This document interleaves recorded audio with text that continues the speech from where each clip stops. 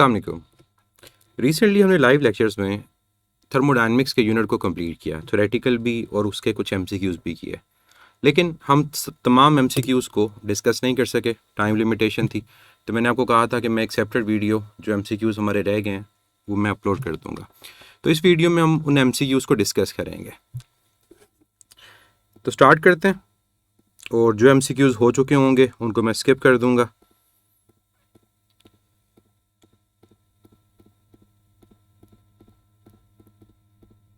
Almost 50% हमारे MCQs cover हो गए थे जी। First MCQ, find the change in internal energy of the system when a system absorb 2 kilo calorie of heat and at the same time does 500 joule of work.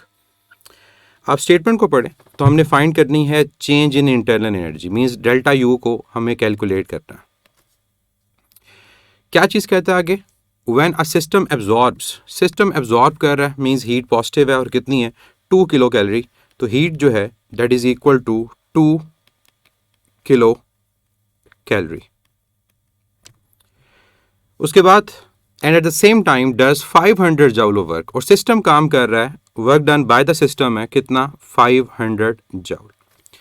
तो यहाँ पर आपको conversion करनी पड़ेगी किलो कैलोरी को। आपको calorie और उसकी जूल की अगर कन्वर्जन पता है तो आप इजीली इसको कन्वर्ट कर सकते हो। क्या होती है कन्वर्जन, मतलब अगर आप जल्दी से अपने माइंड में लेकर आएँ कि कैलोरी को अगर आपने जूल में कन्वर्ट करना है तो क्या कन्वर्जन होगी, क्या माइंड में आता है आपके जी? 4.2 जो हमारे पास 1 कैलोरी की वैल्यू है, ये याद रखिएगा कि 1 कैलोरी की वैल्यू हम ये यूज़ करेंगे, बजाय 4.18 यूज़ करने के 4.2 जूल को यूज़ करें। तो यहाँ पर हमारे पास जो वैल्यू है 2 किलो कैलोरी है। अगर मैं किलो को 10⁻³ लिख देता हूँ तो 2 कैलोरी, तो 2 × 4.2 से होगा तो ये 8.4 हो जाएगा, 7 10⁻³ जूल। अब आगे कुछ नहीं है। डेल्टा यू किसके इक्वल है, हीट और वर्क के डिफरेंस के। साइन को सही पुट करें, यहाँ हीट एब्जॉर्ब है positive, work done by the system positive, तो यह आ गया 8.4 10⁻³ और सब्ट्रैक्ट होगा 500। अब 500 जिसको मैं 5 10⁻² लिख सकता हूँ। अब मैं 8.4 में से 5 सब्ट्रैक्ट नहीं कर सकता, क्यों? दोनों की पावर डिफरेंट है। तो जब भी ऐसा कोई क्वेश्चन सॉल्व करना हो तो पहले क्या करें, उनकी पावर को सेम कर दें। अब इसकी पावर जब 10⁻³ बनेगी तो डेसिमल मूव करेगा लेफ्ट, तो यह आएगा 0.5 और साथ पावर आ गई 10⁻³। अब अगर दोनों की पावर सेम तो ये 8.4 में से 0.5 सब्ट्रैक्ट होगा, यह आएगा 7.9 और साथ क्या मल्टीप्लाई हो रहा है 10⁻³ जूल। तो 7900 जूल आंसर है। Correct option is Charlie. तो ये एक मैथमेटिक्स में आप लोग ये रूल यूज़ करते हैं कि अगर हमारे पास जो फैक्टर मल्टीप्लाई हो रहे हैं साथ, अगर वो सेम हो तो फिर हम उनको क्या कर सकते हैं, सब्ट्रैक्ट कर सकते हैं। तो ये आप लोगों ने याद रखना है, आइंदा कभी कैलकुलेशन में ऐसा हो। Next question, in the following indicator diagram the net amount of work done will be.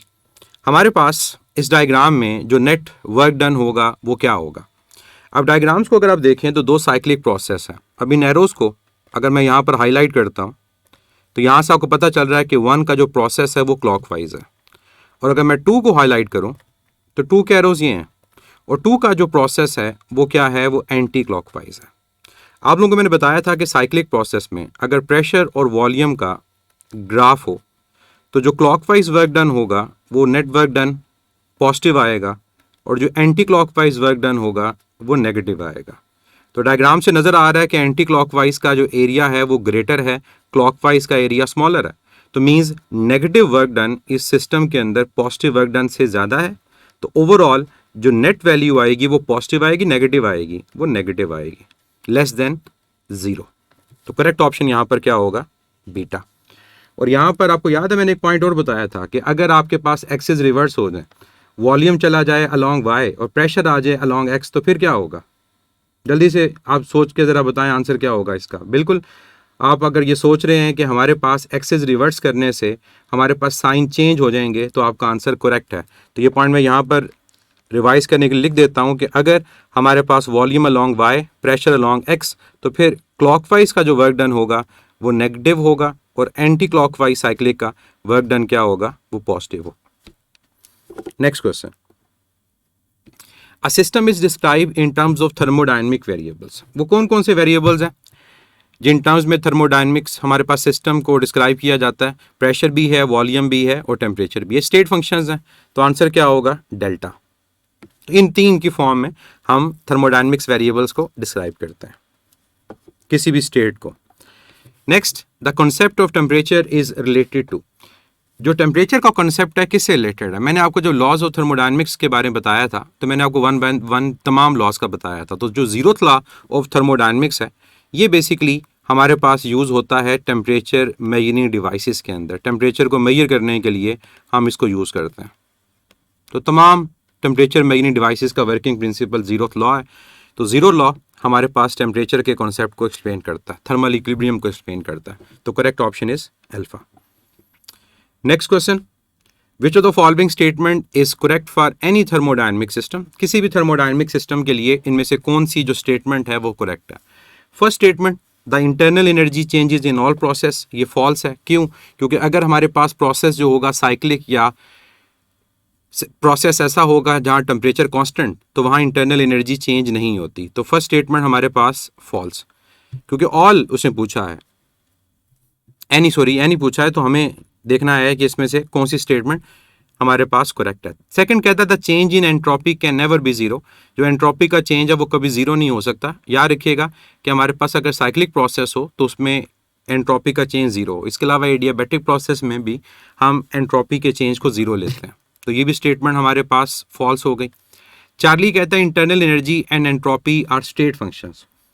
मैंने आपको स्टेट फंक्शंस और पाथ फंक्शंस का बताया था, तो याद रखें कि इंटरनल एनर्जी और एंट्रोपी ये दोनों स्टेट फंक्शंस होते हैं। जो वर्क है, जो हीट है, वो पाथ फंक्शन है। तो थर्ड स्टेटमेंट जो है दैट इज ट्रू। डेल्टा कहता है the work done in adiabatic process is always zero. Adiabatic में वर्क डन जीरो नहीं होता, आइसोकोरिक में जीरो होता है, तो ये फॉल्स। तो यहाँ पर which of the following statement is correct पूछा था, तो correct answer is Charlie. Next question, thermodynamics is the study of relationship between. Thermodynamics क्या है? Thermodynamics basically transfer of heat को एक्सप्लेन करता है, और वो हीट जब ट्रांसफर होती है from one system to another, तो हम देखते हैं कि वही हीट वर्क डन में कन्वर्ट होती है, मैकेनिकल एनर्जी में कन्वर्ट होती है। तो heat and other form of energy, correct option क्या होगा? Beta. Next question, in the figure curves AB and CD represents the relationship between pressure and volume of an ideal gas. One of the curve represents an isothermal expansion and other represents adiabatic expansion. Which curve represents an adiabatic expansion? देखें, expansion का जो हमारे पास है उसमें simple सा idea रखें कि with time आपके पास वॉल्यूम बढ़ रहा होगा। तो अगर वॉल्यूम बढ़ रहा है तो ये एक्सपेंशन है। तो यहाँ ग्राफ के कर्व फॉरवर्ड है, वॉल्यूम बढ़ रहा है। अगर एरो बैकवर्ड होते, वॉल्यूम कम होता, कंप्रेशन। अब हमसे पूछा गया कि इनमें से कौन सा प्रोसेस जो है वो एडियाबैटिक है। तो मैंने आपको क्या बताया था कि जो आइसोथर्मल प्रोसेस होता है वो स्लो प्रोसेस होता है, और उसकी जो स्लोप होती है वो कम होती है। तो जो कर्व ए बी है या आइसोथर्मल है, इसकी स्लोप कम है, और जिसकी स्लोप ज़्यादा वो प्रोसेस कौन सा है आपके पास? That is adiabatic. ये सडन प्रोसेस होता है। तो यहाँ हमसे पूछा गया एडियाबैटिक एक्सपेंशन के बारे में, तो करेक्ट ऑप्शन यहाँ पर क्या होगी? Beta, C D. Next question, heat added at constant volume of a gas is used to. Constant volume पे जो हीट ऐड की जाती है वो किस काम में सर्व होती है? आप लोगों को पता है कि कांस्टेंट वॉल्यूम आइसोकोरिक प्रोसेस है। फर्स्ट लॉ के according heat work done plus delta U है। तो अगर आपके पास जो वॉल्यूम की वैल्यू वो कांस्टेंट होगी, तो वॉल्यूम की वैल्यू के कांस्टेंट होने से हमारे जो वर्क डन की वैल्यू वो जीरो के इक्वल। तो सारी की सारी हीट किस में सर्व होगी? इंटरनल एनर्जी के चेंज में। जब हीट प्रोवाइड करोगे पॉजिटिव, तो इंटरनल एनर्जी का चेंज पॉजिटिव, और इंटरनल एनर्जी के चेंज के पॉजिटिव होने का मतलब क्या होता है कि इंटरनल एनर्जी इंक्रीज होगी। तो हीट एडिड, पॉजिटिव साइन, यहाँ भी positive, internal energy increase. Correct option is beta. Next question, when heat is given to a system in a isobaric process then. हमारे पास अगर आइसोबैरिक प्रोसेस में heat दी जाए तो क्या होगा? आइसोबैरिक प्रोसेस में हमारे पास प्रेशर की वैल्यू कांस्टेंट होती है। तो हमने पढ़ा था कि आइसोबैरिक में कोई भी फैक्टर जीरो नहीं होता। तो जो भी आप हीट प्रोवाइड करोगे तो वो उसकी वजह से work done by the system होगा, और इंटरनल एनर्जी क्या करेगी? वो इंक्रीज करेगी। दोनों जगह साइन क्या आएगा? पॉजिटिव। तो फर्स्ट कहता है the work done is done by the gas, correct. Second कहता है internal energy of the gas increases, correct, तो correct option is Charlie, both alpha and beta. Next question, during which process the volume of a system remains constant. अभी हमने question किया कि किस process में हमारा वॉल्यूम कांस्टेंट होता है, दैट इज आइसोकोरिक, तो correct option is beta. Next one, in pressure volume diagram given below the isocoric, isothermal and isobaric parts respectively are। हमें प्रेशर वॉल्यूम ग्राफ गिवन है, इसमें हमें बताना है कि कहाँ पर आइसोकोरिक है, वॉल्यूम कांस्टेंट है, कहाँ आइसोथर्मल टेम्परेचर कांस्टेंट है, और कहाँ आइसोबैरिक प्रेशर कांस्टेंट है। तो ए टू बी आप देख सकते हो कि प्रेशर की वैल्यू कांस्टेंट है, तो आइसोबैरिक ए बी है। बी टू सी हमारे पास जो ग्राफ है उसके अंदर प्रेशर डिक्रीज कर रहा है, वॉल्यूम इंक्रीज कर रहा है, तो ये आइसोथर्मल को शो करेगा। और अगर कंपैरिजन होता स्लोप ज़्यादा कम का, तो कम स्लोप आइसोथर्मल, ज़्यादा स्लोप एडियाबैटिक, तो यहाँ पर आइसोथर्मल बी टू सी है, और आइसोकोरिक सी टू डी, क्योंकि यहाँ पर वॉल्यूम क्या है कांस्टेंट, प्रेशर डिक्रीज कर रहा है, तो सी से डी, तो ऑर्डर क्या होगा C D B C A B, C D B C और ए बी, तो यहाँ पर ऑप्शन कौन सी है, ये बीटा।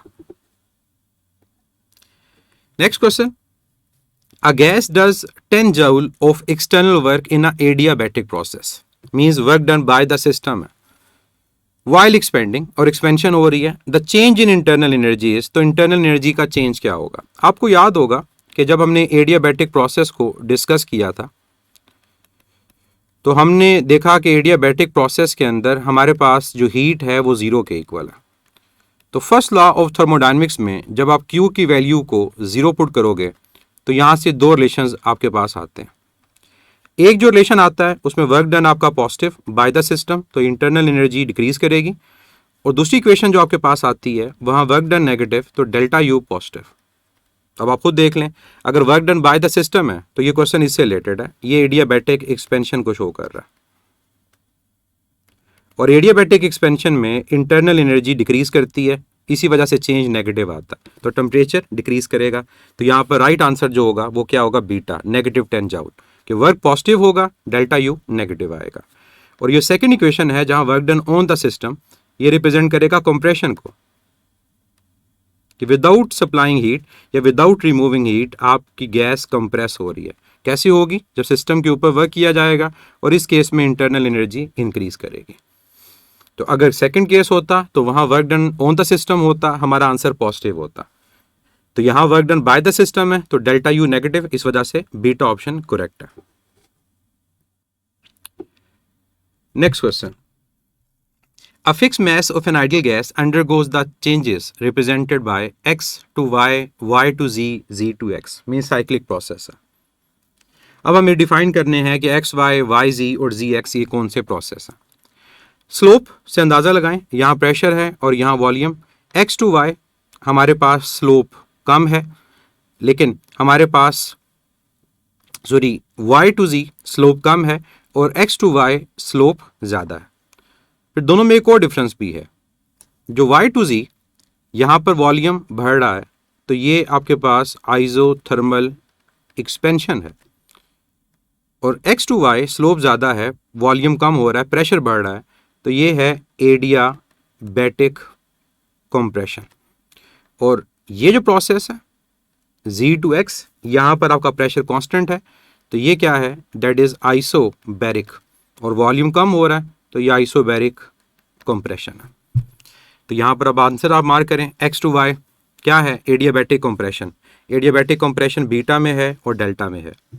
फिर Y to Z isothermal expansion beta में है, डेल्टा में है, मतलब यहाँ तक हम आइडेंटिफाई नहीं कर सकते बीटा डेल्टा कौन सा करेक्ट है।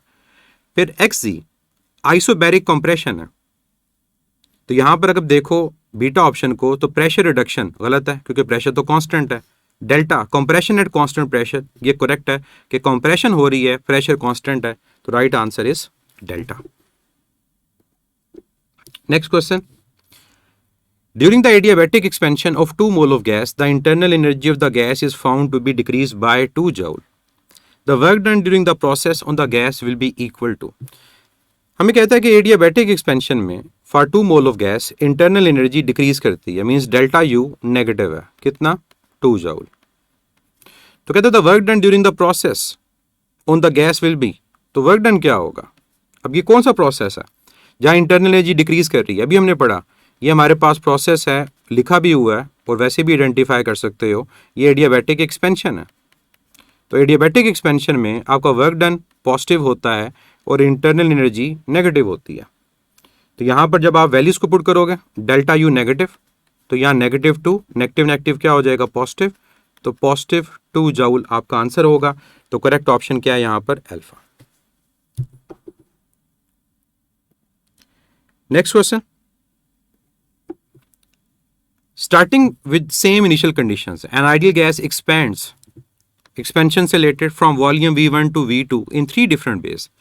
The work done by the gas is W1 if the process is purely isothermal, W1 isothermal के लिए, W2 if purely isobaric and W3 if purely adiabatic. तो क्या इनका ऑर्डर होगा?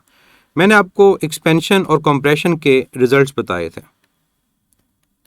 एक्सपेंशन के अंदर वर्क डन सबसे जो ज़्यादा होता है वो आइसोबैरिक में होता है, उसके बाद आइसोथर्मल में होता है और सबसे कम जो होता है वो एडियाबैटिक में होता है। और कंप्रेशन के केस में बिल्कुल रिवर्स, एडियाबैटिक में सबसे ज़्यादा, फिर आइसोथर्मल और सबसे कम वो आइसोबैरिक में होता है। और दोनों केसेस में चाहे एक्सपेंशन या कंप्रेशन, आइसोकोरिक का वर्क डन 0 होगा।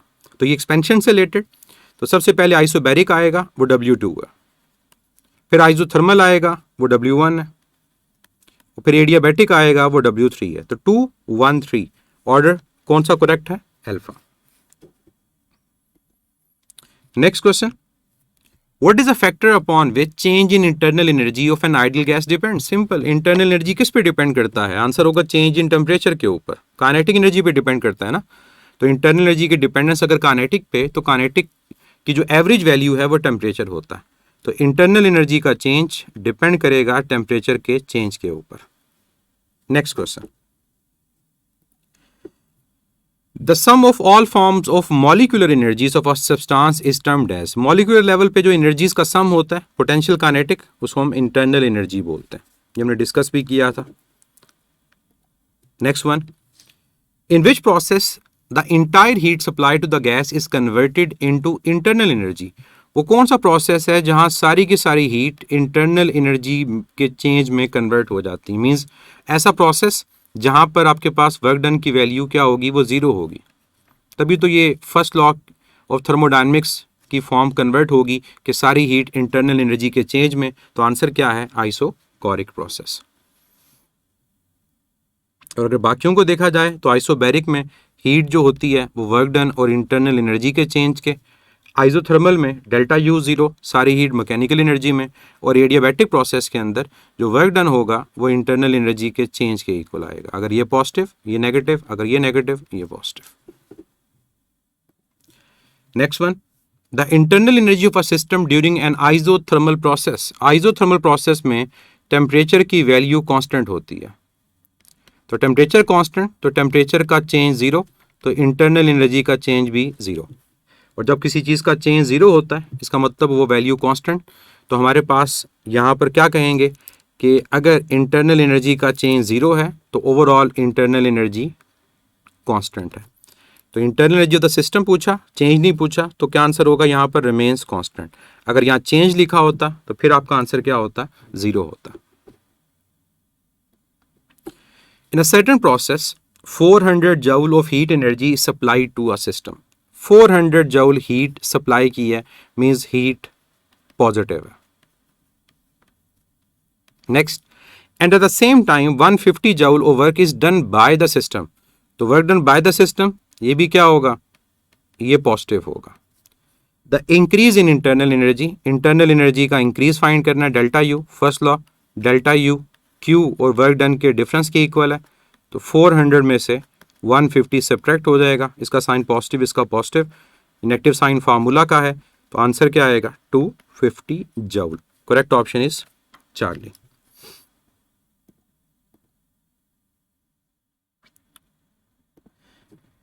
The rapid escape of air from a burst tyre is an example of. जब टायर ब्रस्ट करता है प्रोसेस रैपिड है, ये किसकी एग्जाम्पल है? एडियाबैटिक प्रोसेस की। तो आंसर क्या है? Beta.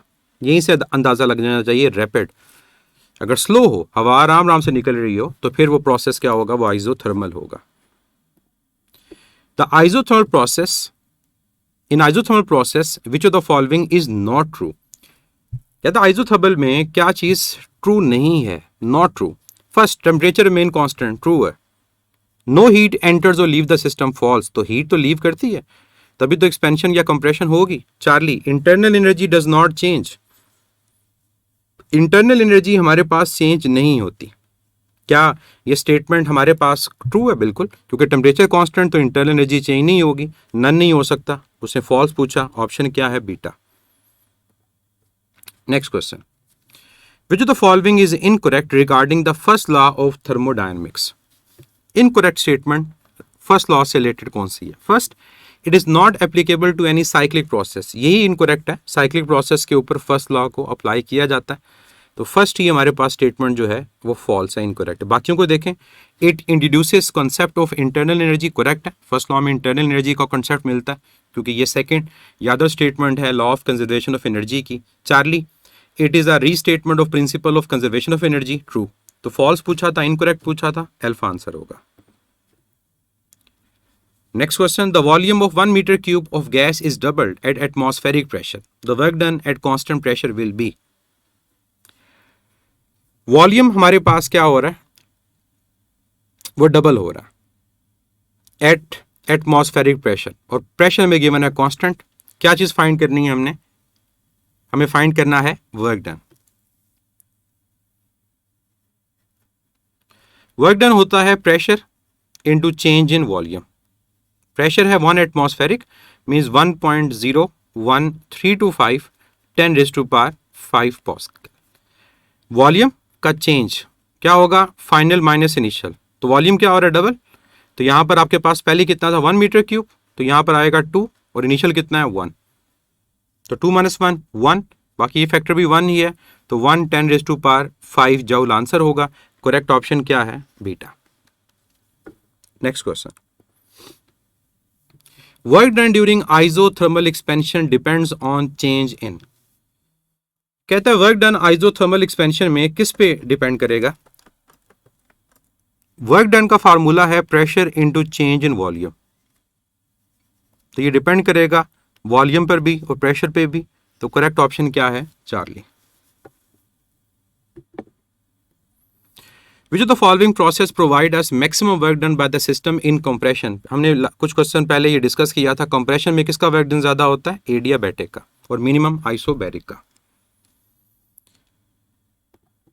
For an adiabatic compression work done is equal to 100 joule, what will be delta u. Adiabatic compression के अंदर हमें वर्क डन गिवन है, हमें डेल्टा यू कैलकुलेट करना है।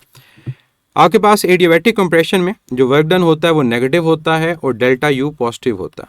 तो delta u equal to negative work done, तो work done की वैल्यू क्या, 100, तो नेगेटिव 100 जूल आपका आंसर होगा। Correct option is alpha.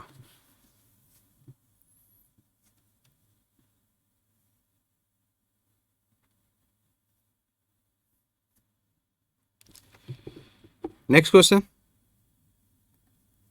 For an adiabatic expansion, adiabatic expansion में क्या होता है? एडियाबैटिक एक्सपेंशन में हमारे पास टेम्परेचर जो है वो डिक्रीज करता है, ठीक है। इसका मतलब क्या है हमारे पास कि डेल्टा यू की जो वैल्यू होगी वो क्या होगी, नेगेटिव होगी। Mechanical energy goes out of the system, mechanical energy हमारे पास गोज आउट का मतलब सिस्टम वर्क करेगा, work done by the system, correct है, क्योंकि work done by the system होता है और डेल्टा यू का change negative, means internal energy temperature decrease करता है। चार्ली कहता है हीट कांस्टेंट रहती है, करेक्ट है, क्योंकि सिस्टम एडियाबैटिक है तो ना हीट रिमूव होगी ना ऐड होगी। तो delta, all of these are correct, तो डेल्टा इसका राइट आंसर होगा। अच्छा, इसके पहले क्वेश्चन में एक छोटी सी गलती हुई, उसमें for adiabatic compression work done is 100 joule, work will be delta you. अच्छा, हमारे पास कंप्रेशन है तो वर्क डन जो 100 जूल है ये लाजमी है, कंप्रेशन ऑन द सिस्टम, यहाँ नेगेटिव साइन आपके पास आएगा, तो यहाँ पर नेगेटिव साइन वर्क का भी आएगा, क्योंकि डेल्टा यू ने पॉजिटिव आना है, वो नेगेटिव नहीं होगा, तो नेगेटिव वर्क का, क्योंकि कंप्रेशन है तो नेगेटिव नेगेटिव पॉजिटिव, तो पॉजिटिव 100 जूल इसका आंसर होगा। तो इसकी करेक्ट ऑप्शन जो है वो अल्फा नहीं होगी, बल्कि हमारे पास वो चार्ली होगी। Next one, for adiabatic contraction, पहले हमारा जो लास्ट क्वेश्चन था, अब उस लास्ट क्वेश्चन को देखो तो वो हमारे पास एक्सपेंशन से रिलेटेड था, ये कॉन्ट्रैक्शन मींस कंप्रेशन से रिलेटेड। यहाँ वर्क डन नेगेटिव होता है और डेल्टा यू का change positive means, delta U का change positive means temperature internal energy increase करेगी, अल्फा करेक्ट है। Mechanical energy comes into the system, work done on the system, ये भी करेक्ट है। क्यू, डेल्टा क्यू जीरो, देखें Q constant तो delta Q zero ही आएगा, ये भी करेक्ट। तो आंसर क्या है इसका? Delta. Next one, compressed air coming out of the puncture football becomes cooler because of, जो कंप्रेस एयर है जो हमारे पास किसी भी पंक्चर फुटबॉल में से या टायर में से निकल रही होती है, वो कूलर क्यों है, वो ठंडी क्यों होती है? तो उसका आंसर हमारे पास क्या होगा? एडियाबैटिक एक्सपेंशन की वजह से। यहाँ स्लो रैपिड की बात नहीं हो रही, सिंपल प्रोसेस पूछा जा रहा है। तो याद रखिएगा जो हमारे पास फुटबॉल पंक्चर होता है तो उस दर से जो कूलिंग का प्रोसेस है उसके रीज़न क्या है? वो एडियाबैटिक एक्सपेंशन है। The motion possessed by monoatomic molecule is, हमने डिस्कस किया था कि मोनोटॉमिक मॉलिक्यूल्स में सिर्फ ट्रांसलेशनल काइनेटिक एनर्जी होती है, तो आंसर क्या होगा? अल्फा। अगर डायटॉमिक हो तो ट्रांसलेशनल रोटेशनल दोनों होते हैं, और अगर ट्राइटॉमिक हो या पॉलीटॉमिक हो तो ट्रांसलेशनल रोटेशनल ये तो होंगे, और हाई टेम्परेचर की बात करेंगे तो वाइब्रेशनल भी होगा। Next one, sound passes through air under the following process, हमारे पास साउंड जो है वो ट्रैवल जब करती है एयर में तो किस प्रोसेस को फॉलो करती है? ये हम लोग पढ़ते हैं वेव्स में, न्यूटन्स फार्मूला और लैप्लास करेक्शन। तो न्यूटन का आइडिया तो गलत है, तो लैप्लास करेक्शन में जो आइडिया है वो करेक्ट है, और वो क्या था कि जब भी साउंड प्रोपगेट करेगा एयर में तो हीट कांस्टेंट होगी। तो हीट कांस्टेंट प्रोसेस कौन सा होता है? Adiabatic. Charlie, the curve represents isothermal process is called, isotherm simple, और एडियाबैटिक उसको एडियाबैट बोला जाता है। एडियाबैटिक प्रोसेस की कर्व को एडियाबैट और आइसोथर्मल की कर्व को आइसोथर्म कहा जाता है। विच one is not adiabatic process, इसमें से कौन सा एडियाबैटिक प्रोसेस नहीं है? Escape of air from burst tyre, दो क्वेश्चन इससे रिलेटेड कर चुके हैं, ये है एग्जाम्पल। क्लाउड फॉर्मेशन भी एडियाबैटिक प्रोसेस की एग्जाम्पल है। साउंड का प्रोपगेट करना एयर में एडियाबैटिक प्रोसेस है, लेकिन स्लो एक्सपेंशन ये आइसोथर्मल है। तो इसका आंसर चार्ली क्योंकि नॉट कहा गया। Next question, the work done on ideal gas during the cycle is, हमारे पास इस साइकिल में वर्क डन कितना होगा? जो क्लोज डायग्राम है उसका एरिया आपके पास वर्क डन के इक्वल होगा। तो यहाँ जो वर्क है ये बेसिकली आपके पास आएगा एरिया के, और एरिया किसका है? ये रेक्टेंगल का। और रेक्टेंगल का एरिया फाइंड करने के लिए आप क्या करते हो? आप बेस और हाइट को मल्टीप्लाई करते हो। यहाँ एरोज नहीं लगे हुए, एरोज लगे होते हैं तो फिर साइक्लिक में क्लॉकवाइज एंटी क्लॉकवाइज के अकॉर्डिंग पॉजिटिव नेगेटिव साइन भी आता, या सिंपल आप बेस को देख लो और हाइट को देख लो। तो बेस को देखें तो बेस के अलॉन्ग हमारे पास क्या है? वैल्यूज वॉल्यूम की, तो 2v और v सब्ट्रैक्ट होगा, ये आएगा 2v माइनस v। और हाइट को देखें उसके अलॉन्ग प्रेशर है, तो ये 2p और p, यहाँ पर आ गया 2p माइनस p, तो ये v और यहाँ पर क्या है? p। तो आपका आंसर होगा pv। Correct option is alpha. Next question, heat energy added to a system under isothermal condition appears as, isothermal process में जो हीट हम प्रोवाइड करते हैं वो किसके इक्वल होती है? अगर प्रोसेस आइसोथर्मल तो डेल्टा यू जीरो, तो हीट कन्वर्ट होती है मैकेनिकल एनर्जी में, work done by the system, क्योंकि Q positive delta U positive. तो आंसर क्या होगा? Alpha, work done by the system. Next one, the change in internal energy can be defined as, change in internal energy किसके equal होता है? Heat और work के difference के, first law of thermodynamics के अकॉर्डिंग, तो बीटा ऑप्शन होगी यहाँ।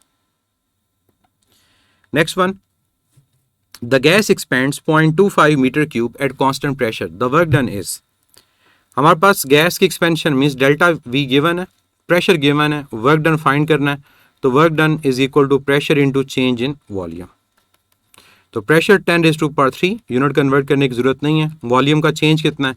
0.25, तो 0.25 का मतलब होगा 25 10⁻⁻², तो 3 - 2 1, तो 250 जूल आपका राइट आंसर होगा।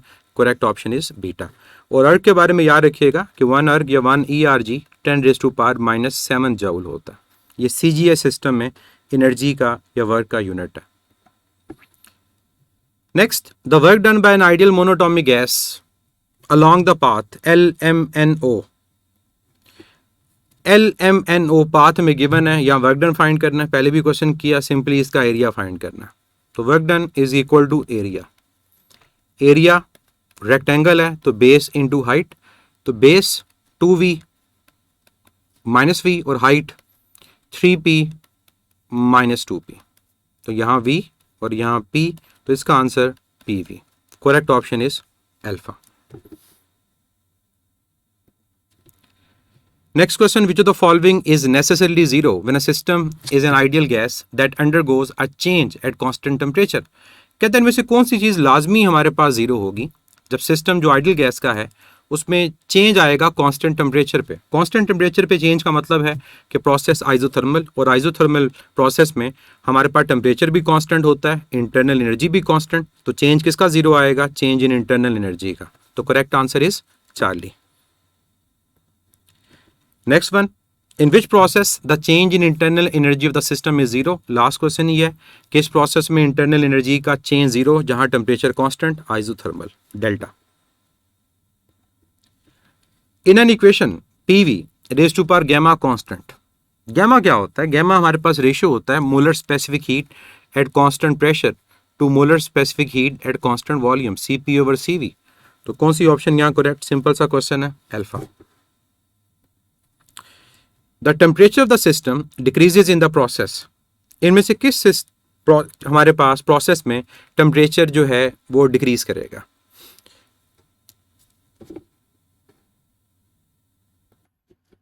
अब क्वेश्चन हमारे पास था कि टेम्परेचर इनमें से किस सिस्टम में डिक्रीज करता है।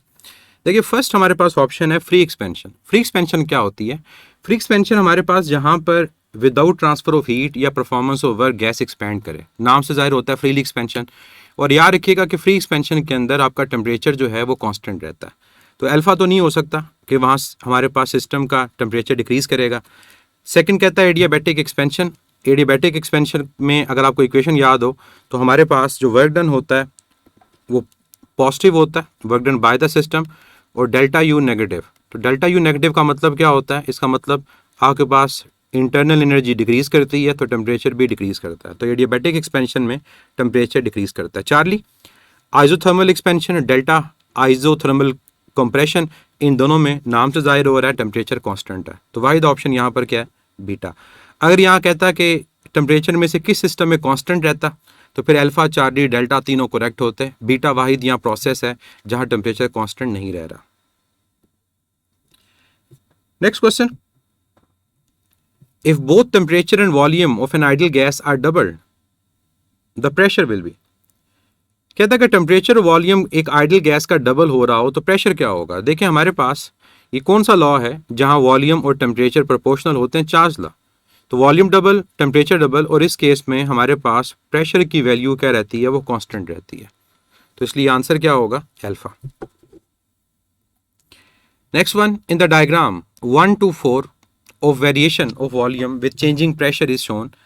A gas is taken along the path A, B, C, D. The change in internal energy of the gas will be. चारों प्रोसेस में आप देखो तो चारों प्रोसेस साइक्लिक है। अगर चारों प्रोसेस साइक्लिक में हैं तो चारों में इंटरनल एनर्जी का चेंज क्या होगा? वो जीरो के इक्वल आएगा, क्योंकि साइक्लिक प्रोसेस याद रखिएगा इसमें इंटरनल एनर्जी हमारे स्टेट फंक्शन है जो डिपेंड करती है हमारे पास किसके ऊपर? इनिशियल और फाइनल पॉइंट। तो साइक्लिक प्रोसेस में इनिशियल और final point same, internal energy constant, तो उसका चेंज जीरो, तो आंसर क्या होगा? Delta, zero in all 4 cases. लेकिन अगर वर्क डन पूछता तो याद रखिएगा कि साइक्लिक प्रोसेस में इंटरनल एनर्जी का चेंज तो जीरो होता है लेकिन वर्क डन जीरो नहीं होता। क्यों? क्योंकि थर्मोडायनेमिक्स में इंटरनल एनर्जी स्टेट फंक्शन है और वर्क डन पाथ फंक्शन है, वर्क पाथ पे डिपेंड करता है, तभी तो क्लॉकवाइज और एंटी क्लॉकवाइज में साइन आपके चेंज हो जाते हैं। We can express the work in terms of, simple है, pressure into change in volume, Charlie, या फिर एन आर डेल्टा टी, क्योंकि पी डेल्टा वी किसके इक्वल है? एन आर डेल्टा टी है, तो चार्ली राइट आंसर होगा। Next question, internal energy is a function of state because change in internal energy. Internal energy क्यों state function है? क्योंकि change in internal energy does not depend on path. क्या correct है? बिल्कुल, ये path पे depend नहीं करता, ये इनिशियल और फाइनल पॉइंट पे डिपेंड करता, तो अल्फा ही इसका राइट आंसर है, और ये स्टेट फंक्शन की डेफिनेशन भी होती है। The internal energy of an ideal gas is, अगर गैस आइडियल हो तो हम कहते हैं कि उसमें पोटेंशियल एनर्जी ज़ीरो। अगर पोटेंशियल ज़ीरो तो इंटरनल एनर्जी तो पोटेंशियल और काइनेटिक का सम है, तो फिर बची कौन सी एनर्जी? काइनेटिक। तो totally kinetic energy alpha answer होगा। Which of the following graph between pressure and volume correctly shows isochoric change? Isochoric का मतलब होता है वॉल्यूम कांस्टेंट। ग्राफ में प्रेशर अलोंग y है, वॉल्यूम अलोंग x, तो किस ग्राफ में वॉल्यूम कांस्टेंट है? चार्ली में। चार्ली में हमारे पास जो वॉल्यूम की वैल्यू है वो कांस्टेंट, प्रेशर बढ़ रहा है लेकिन वॉल्यूम कांस्टेंट, तो राइट आंसर इज चार्ली। अगर आइसोबैरिक कहता तो बीटा। तो यहां पर राइट आंसर आइसोकोरिक के मुताबिक क्या है? That is Charlie. और इस ग्राफ के एक्सिस को अगर रिवर्स कर दिया जाए, तो यहां वॉल्यूम यहां प्रेशर, तो फिर ग्राफ की शेप ये होगी आइसोकोरिक के लिए। In a given process of an ideal gas delta W0, delta Q is negative, then for the gas, कहते हैं एक प्रोसेस है जिसमें वर्क डन जीरो है। वर्क डन किस में जीरो होता है? आइसोकोरिक में। डेल्टा Q नेगेटिव है, तो फिर इनमें से कौन सी स्टेटमेंट करेक्ट होगी? फर्स्ट लॉ ऑफ थर्मोडायनेमिक्स के अकॉर्डिंग अगर आपके पास वर्क डन की वैल्यू जीरो के इक्वल है तो सारी की सारी हीट इंटरनल एनर्जी के चेंज के इक्वल आएगी। तो Q अगर हीट नेगेटिव मतलब हीट एक्सट्रैक्ट कर रहे हो तो फिर डेल्टा U भी क्या आएगा? नेगेटिव। मीन्स टेम्परेचर डिक्रीज करेगा, इंटरनल एनर्जी डिक्रीज करेगी। तो right answer is alpha, the temperature will decrease. Next question, for an isothermal process heat added to an ideal system versus work performed by the system is represented graphically. कहते हैं isothermal process में हमारे पास जो heat system को दी गई, heat added of an ideal system versus work, इन दोनों का ग्राफ गिवन है। तो कौन सा ग्राफ इनमें से करेक्ट होगा? प्रोसेस अगर आइसोथर्मल हो तो आइसोथर्मल में डेल्टा U जीरो है, तो फर्स्ट लॉ के अकॉर्डिंग सारी की सारी हीट वर्क में कन्वर्ट होती है। मीन्स ये दोनों एक दूसरे के डायरेक्टली प्रोपोर्शनल हैं। जब डायरेक्टली प्रोपोर्शनल हो पावर 1 के साथ तो ग्राफ क्या होता है? लीनियर। तो आंसर क्या होगा इसका? हमारे पास बीटा, कि जब Q zero work done zero, इसलिए ग्राफ स्टार्ट भी कहां से होगा? ओरिजिन से। अल्फा क्यों नहीं करेक्ट? क्योंकि वहां पर क्या रिप्रेजेंट करता है वो ग्राफ? ये रिप्रेजेंट करता है कि जब Q की वैल्यू जीरो, वर्क डन की वैल्यू नॉन जीरो, तो गलत है। अगर डायरेक्ट रिलेशन है तो जहां Q जीरो होगा वर्क डन भी जीरो होगा, इसलिए बीटा करेक्ट होगा जो ओरिजिन से ग्राफ स्टार्ट होगा। Next one, let 100 joule of work is done to compress a gas adiabatically. Adiabatic compression से रिलेटेड क्वेश्चन है और 100 joule of work negative, the internal energy changes. हम जानते हैं कि हमारे पास एडियाबैटिक कंप्रेशन के अंदर डेल्टा U पॉजिटिव होता है और वर्क डन नेगेटिव होता है। तो जो गिवन है नेगेटिव वो भी पुट करेंगे, तो नेगेटिव नेगेटिव क्या हो जाएगा? पॉजिटिव। तो डेल्टा U पॉजिटिव 100 जूल। तो करेक्ट ऑप्शन क्या होगी यहाँ पर? अल्फा। ये गलती नहीं करनी कि इसका नेगेटिव साइन तो वर्क का लगा देना और फार्मूला का नहीं लगाना। ये नेगेटिव साइन वर्क की वजह से है कि work done on the system है, और ये नेगेटिव साइन फार्मूला का है। दोनों जब सॉल्व होंगे तो आंसर क्या आएगा? Positive. Heat neither enters nor leave a system then its temperature. Heat ना तो सिस्टम में जा रही है ना आ रही है। मीन्स ये प्रोसेस कौन सा है? ये प्रोसेस है एडियाबैटिक, जहां हीट का ट्रांसफर नहीं है। तो कहते हैं टेम्परेचर क्या होगा? आप जानते हो एडियाबैटिक प्रोसेस के अंदर हमारे पास जो टेम्परेचर है वो फॉल भी करता है, राइज भी करता है। अगर एडियाबैटिक एक्सपेंशन होगी तो फॉल करेगा, डिक्रीज करेगा, कंप्रेशन होगी तो इंक्रीज करेगा। तो आंसर क्या है? बीटा चार्ली दोनों करेक्ट, डेल्टा रिमेन सेम नहीं आएगा। तो एडियाबैटिक प्रोसेस में आपका टेम्परेचर चेंज होता है, फॉल भी करता है, राइज भी करता है। फॉल कहाँ करेगा? जब एडियाबैटिक हमारे पास एक्सपेंशन होगी, और राइज कब करेगा? जब एडियाबैटिक कंप्रेशन होगी। Next one, a thermodynamically system is changed from state P1 V1 to P2 V2 by two different process. The quantity which will remain same will be. कहता है दो डिफरेंट प्रोसेस से हमारे पास जो स्टेट है वो change हुई। स्टेट क्या चेंज हुई? P1 V1 से आपने P2 V2 को अचीव किया। तो कहता है क्या क्वांटिटी है जो सेम रहेगी? क्या आंसर होगा इसका? कि आपके पास अगर एक प्रोसेस है जिसकी स्लोप कम, उससे ये स्टेट चेंज हुई, और एक प्रोसेस ज़्यादा स्लोप जिसकी है उससे स्टेट चेंज हुई, लेकिन दोनों में इनिशियल और फाइनल पॉइंट सेम है। याद रखिएगा जब इनिशियल और फाइनल पॉइंट सेम हो तो जो क्वांटिटी सेम रह रही होती है वो इंटरनल एनर्जी का चेंज होता है, इंटरनल एनर्जी होती है, क्योंकि इंटरनल एनर्जी डिपेंड करती है इनिशियल फाइनल पॉइंट पे। तो यहाँ पर आंसर क्या होगा? डेल्टा। क्यों? क्योंकि इंटरनल एनर्जी का चेंज हीट और वर्क के डिफरेंस के इक्वल होगा। तो विच quantity remain same? Internal energy. Answer is delta. The area under a curve of PV diagram represents. PV diagram का एरिया क्या रिप्रेजेंट करेगा? अल्फा कहता है स्टेट, नो। बीटा कहता है वर्क डन ऑन और bye the system, correct. On और bye दोनों हो सकता है। अगर पॉजिटिव वर्क डन है तो by the system, negative work done है ऑन द सिस्टम। तो आंसर इज बीटा।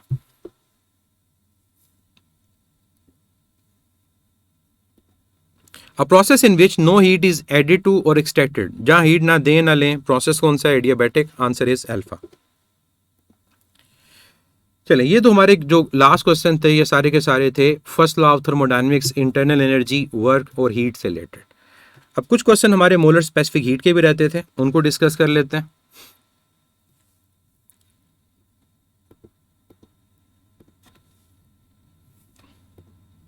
और जिन्होंने अगर ये लेक्चर अटेंड नहीं किया हुआ, जिनको डाउट हो, तो वो सेकंड लेक्चर को देख सकते हैं जहां पर हमने ये सारे के सारे एमसीक्यूज डिस्कस किए थे। अब क्वेश्चन आपके सामने है। क्वेश्चन है the molar specific heat at constant volume CV for an diatomic gases. Diatomic gas के लिए CV क्या होगा? शॉर्टकट यूज करते हैं। क्या शॉर्टकट था? F/2 × R। और डायटोमिक गैस के लिए डिग्री ऑफ फ्रीडम कितना होता है? इसका डिग्री ऑफ फ्रीडम 5 होता है। तो क्या आंसर होगा CV का? 5/2R। Correct option is Charlie. अगर मोनोटॉमिक तो डिग्री ऑफ फ्रीडम 3, अगर पॉलीएटॉमिक तो फिर हमारी बुक के according 7। Next one, the unit of molar specific heat is same as that of. क्या होता है यूनिट मोलर स्पेसिफिक हीट का? जूल पर मोल पर केल्विन। तो इसके अलावा ये किसका यूनिट है? जनरल गैस कांस्टेंट R का। Answer is beta. एंट्रोपी का यूनिट जूल पर केल्विन होता है। इंटरनल एनर्जी, एनर्जी है इसका यूनिट जूल। और प्रेशर का हमारे पास पास्कल, और पास्कल किसके इक्वल होता है? जूल पर मीटर क्यूब के, न्यूटन पर मीटर स्क्वायर के अलावा। तो R है जिसका यूनिट जूल पर मोल पर केल्विन होता है। बीटा आंसर होगा।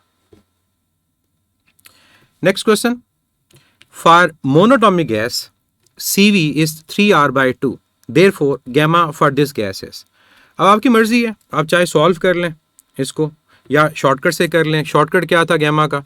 गैमा का शॉर्टकट था 1 + 2 डिवाइड बाय F। गैस कौन सी है? मोनोटॉमिक। मोनोटॉमिक गैस का डिग्री ऑफ फ्रीडम क्या होता है? 3।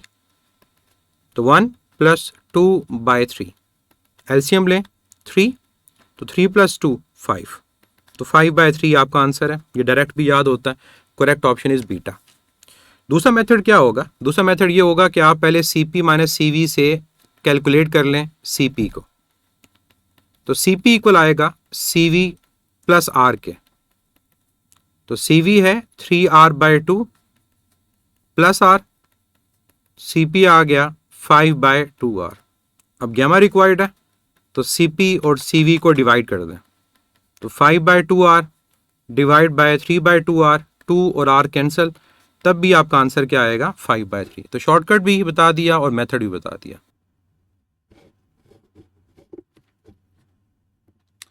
नेक्स्ट क्वेश्चन, हमें कहता है 1 mole of an ideal gas is heated at constant volume, then.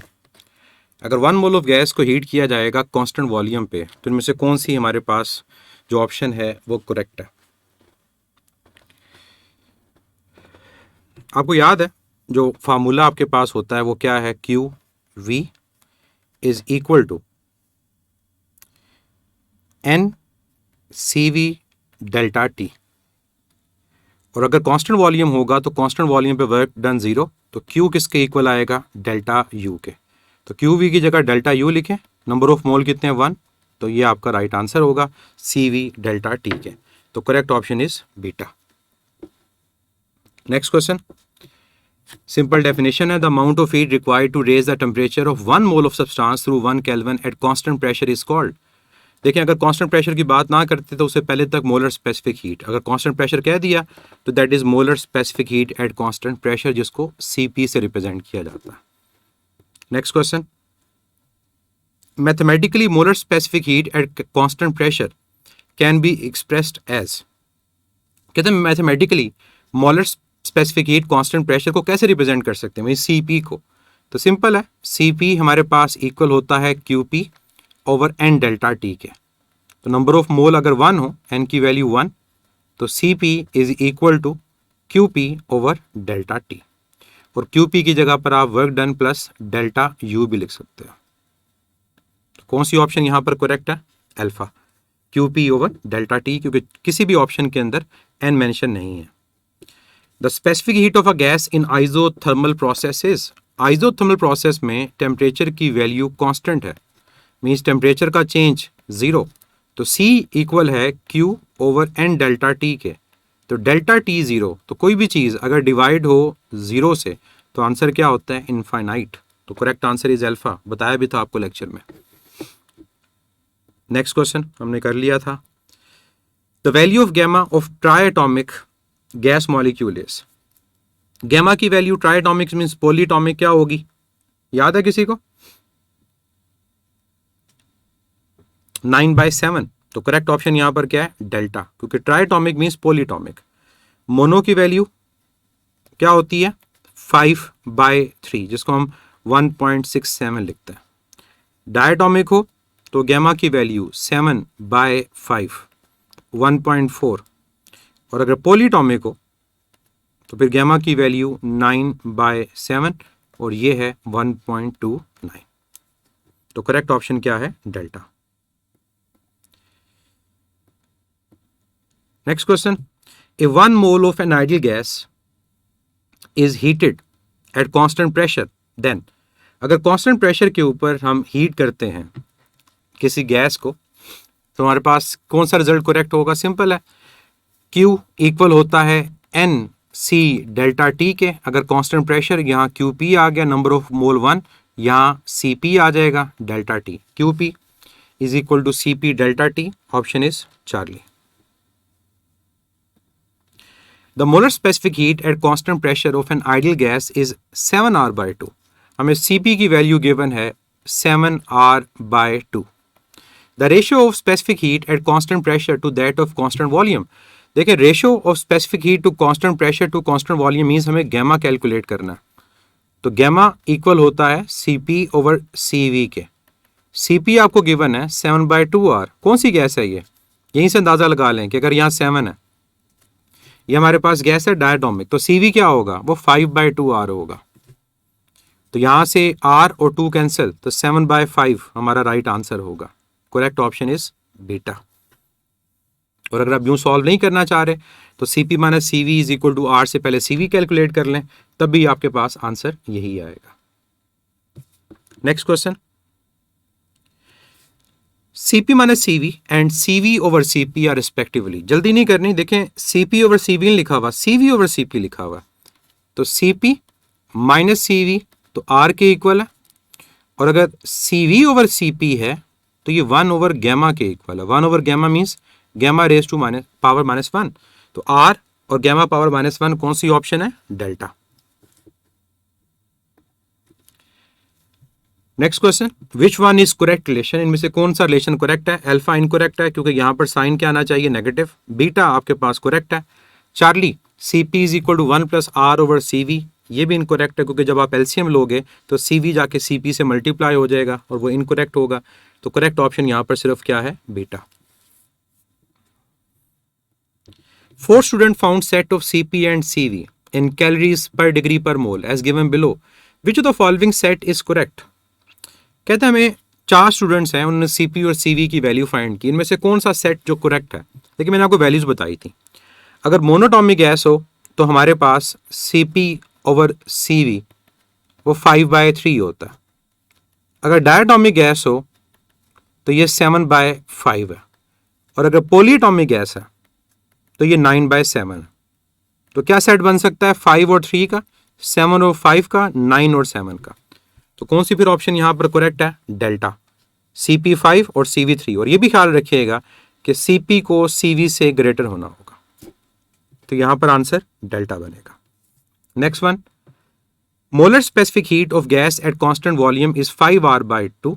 Find the ratio of specific heat at constant volume to specific heat at constant pressure. अब question को ध्यान से पढ़ें कि आपसे जो रेशो पूछी गई है वो constant volume to constant pressure पूछी गई है, मींस आपको सीवी ओवर सीपी कैलकुलेट करना है।